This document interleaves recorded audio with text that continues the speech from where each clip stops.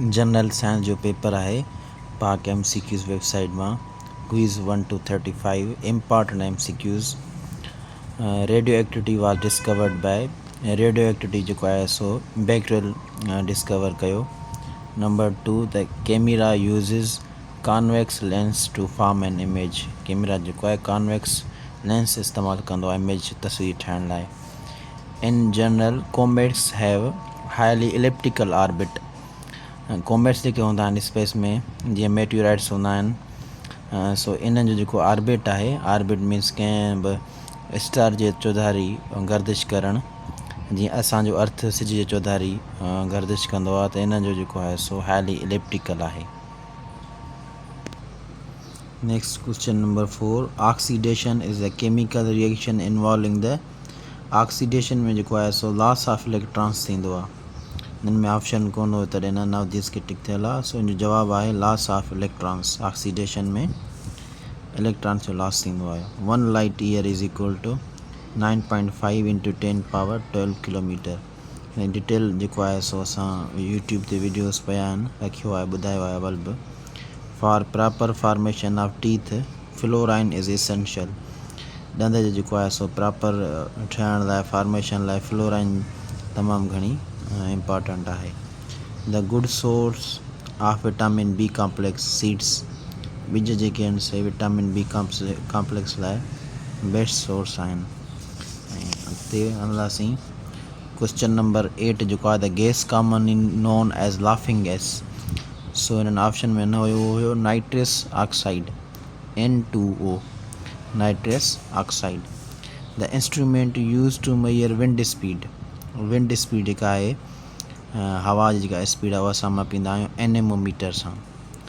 जवाब जो आहे anemometer. Acid rain is mainly caused by the emission of sulphur dioxide and nitrogen oxide in the atmosphere. Atmosphere में जॾहिं sulphur dioxide ऐं nitrogen oxide ख़ारिज थींदी आहे त एसिड रेन जेको आहे सो तॾहिं थींदी आहे, because of the emission of these two gases. Addison's disease is caused by the deficiency of adrenocorticotropic hormone।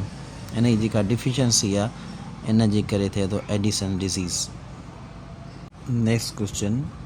Doctor Abdul Salam of Pakistan was one of the contributors of the unification of electromagnetic force and weak nuclear force. Next question. The founder of modern astronomy was Nicolas Copernicus. Founder हुयो जेको आहे सो modern astronomy जो Nicolas Copernicus. Chemical use to kill rats and mice. चूहनि जा क़िस्म आहिनि, ऐं हिननि जो केमिकल हिननि खे मारण लाइ हूंदो आहे उहो आहे रोडेंटिसाइड्स। रोडेंटिसाइड्स केमिकल आहे प्रोडक्शन। नेक्स्ट आहे orbital period of the planet Mercury around the sun. जेको मर्क्यूरी आहे उहो पंहिंजो जेको आहे सो सिज चौधारी राउंड जेको पूरो करे थो 88 डेज़ में। सो हिते ऑप्शन आहे 12 जेको आहे सो 0.5 वीक्स। अगरि 12 वीक्स आहिनि त 7 सां मल्टीप्लाई कंदासीं त 84, ऐं हाफ वीक जेको आहे सो तक़रीबन 88 डेज़ थिए थो। सो तंहिं करे जेको आहे सो ऑर्बिटल पीरियड मर्क्यूरी जो 88 डेज़ आहे, 12.5 weeks. Number next. The most splendid and most magnificent constellation on the sky is Orion. Constellation चइबो आहे जेको तारा आसमान ते हिकिड़ो पैटर्न ठाहे वेंदा आहिनि लाइन सां या डिज़ाइन सां, हिनखे कंस्टिलेशन चवंदा आहियूं। सो मोस्ट स्प्लेंडेड जेको आहे मैग्निफिसेंट उहो आहे Orion. Which of the following layers make radio transmission possible? So thermosphere में जेको आहे सो रेडियो ट्रांसमिशन पॉसिबल थींदी आहे, thermosphere. Fuel used in fast breeder reactor. Fuel used in fast breeder reactor is uranium plutonium oxide. Yeast is used in making bread because it produces carbon dioxide। yeast जेको आहे सो used in making bread because it produced carbon dioxide। The fruits without seed like banana are called अहिड़ा fruit जेके ॿिज खां बिना हुजनि इन्हनि खे चइबो आहे पार्थेनोकार्पिक फ्रूट्स। पार्थेनोकार्पिक फ्रूट्स जीअं केला वग़ैरह आहिनि जंहिंमें ॿिज न आहे, सॼो फ्रूट ई आहे। सो दिस इज़ इहे जेका चइबा आहिनि parthenocarpic fruits. So next question ईंदासीं, क्वेश्चन आहे 22। Parsec is a unit of length. Kilowatt hour is a unit.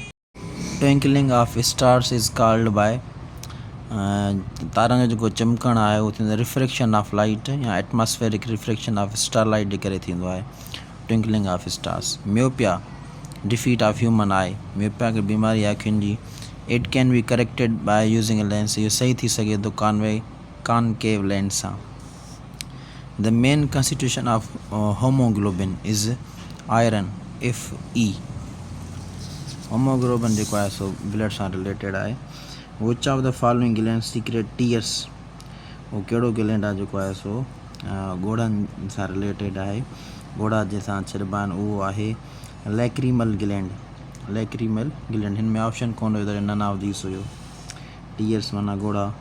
Most of the ozone in the atmosphere is concentrated in stratosphere. Ozone atmosphere जेको आहे सो stratosphere में आहे। and detergents dissolve in water help in cleaning clothes. None of this सही जवाब है reducing the surface tension of water. The dominant phase of life cycle in these organisms is haploid meiosis. The atmosphere of moon, Chandra jo atmosphere, consists of 60% nitrogen and 40% inert gases. Antidiuretic hormone is secreted by one of the following glands, pituitary gland. Question number 34. The alpha particles are compact clusters of option A, 2 protons and 2 neutrons. The beta particles are fast moving electrons. The unit measure the quantity of ozone atmosphere is Dobson. Serum, if blood plasma minus its clotting proteins. Which of the following is the main culprit in the thinning of ozone layer in the Earth's atmosphere, Earth's stratosphere? Chlorofluorocarbons, CFC, ये जो main है जो ozone layer के नुकसान पहुँचाए थो। The property by virtue which metals can be beaten into the sheets is known as malleability. The property by virtue of which metals can be beaten into thin sheets is known as malleability. The study of glands is endocrinology. The study of glands is called endocrinology.